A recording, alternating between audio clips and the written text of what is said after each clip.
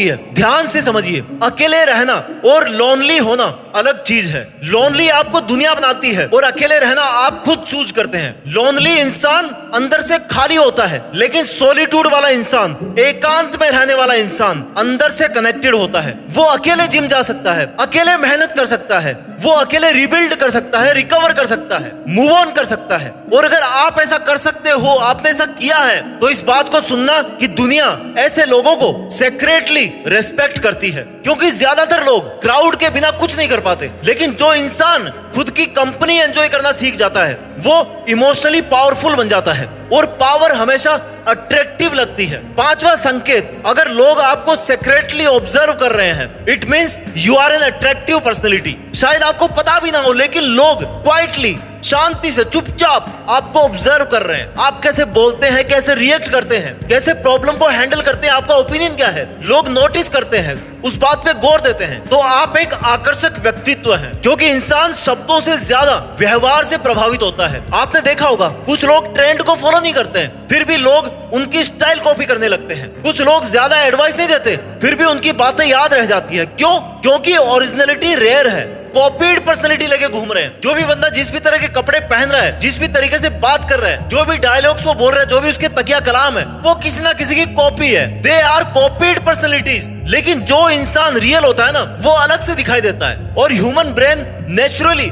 Rare चीजों की तरफ अट्रैक्ट होता है। इसलिए अगर लोग साइलेंटली आपको ऑब्जर्व करते हैं ना, तो इसका मतलब है आप में कुछ ऐसा है जो ऑर्डिनरी नहीं है, बल्कि स्पेशल है। पांचवी चीज, अगर आप खुद की रेस्पेक्ट करते हैं, तो आप एक अट्रैक्टिव पर्सनैलिटी है। सेल्फ रेस्पेक्ट, ये वो चीज है जो इंसान की पूरी पर्सनैलिटी बदल देती है। जो इंसान खुद की रेस्पेक्ट नहीं करता, दुनिया भी उसे सीरियसली नहीं लेती है। आज बहुत लोग प्यार के लिए, फ्रेंडशिप के लिए, अप्रूवल के लिए अपनी सेल्फ रेस्पेक्ट को कॉम्प्रोमाइज कर देते हैं। बार बार मैसेज करना, बार बार एक्सप्लेन करना, बार बार लोगों को सफाई देना, उनको मनाना, ये सब इंसान की शक्ति को ना कमजोर कर देते हैं। लेकिन अट्रैक्टिव लोग एक चीज जानते हैं, हर किसी को इंप्रेस करना जरूरी नहीं है, हर किसी को एक्सप्लेन करना जरूरी नहीं है। अगर कोई समझना चाहता तो ठीक, नहीं समझना चाहता तो भी ठीक। ये एटीट्यूड ईगो नहीं होता है, ये इमोशनल मैच्योरिटी होती है, स्टेबिलिटी होती है। और मैच्योरिटी बहुत अट्रैक्टिव होती है, क्योंकि मैच्योर लोग फालतू का ड्रामा क्रिएट करने में बिलीव नहीं करते हैं। वो अपनी बाउंड्रीज रखते हैं, अपना फोकस रखते हैं और खुद की वैल्यू को समझते हैं। और दुनिया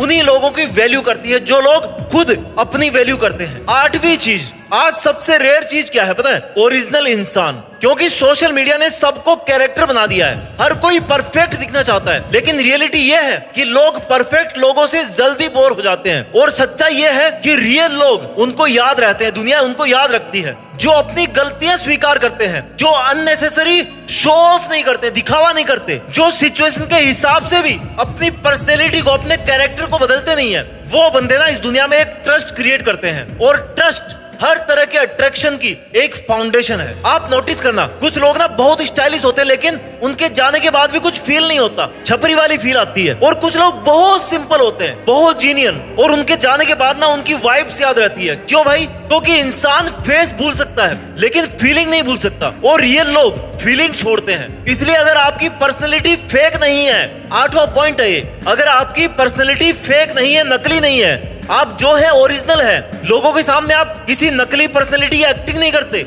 इसका मतलब आप रियल है। और मेहनत के दम पर देश में अपना ही नहीं बल्कि दुनिया में देश का नाम रोशन करके दिखाइए। जय हिंद, वंदे मातरम।